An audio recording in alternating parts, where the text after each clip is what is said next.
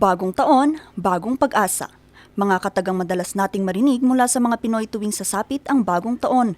Pero maliban dito, isa rin sa mga pinakainaabangan ng lahat ang mga New Year's resolution o mga pagbabago at plano ng bawat isa sa panibagong taon.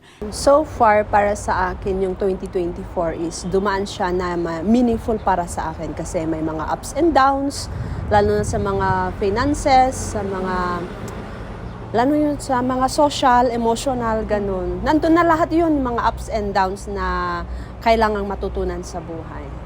Hindi man siya masyadong good as the past years, but then parang nararamdaman yung epekto ng COVID and some struggles sa businesses. So, but thankful pa rin kasi still, we're here. Pero sa kabila ng mga karanasang kanilang napagdaanan noong nakaraang taon, sa pagsapit ng 2025, ang kanilang kahilingan naway malampasan muli nila ang anumang pagsubok at hamon na dala ng bagong taon.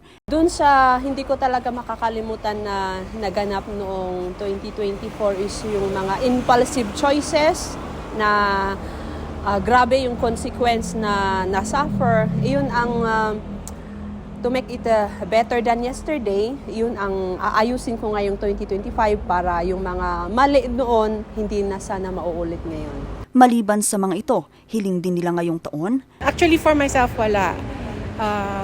For everyone to be disciplined, sana. Kasi it would make a difference. It would make a better place to live in. Discipline na lang sa lahat. Our city, sana naman makarecover, lalong-lalo na sa traffic.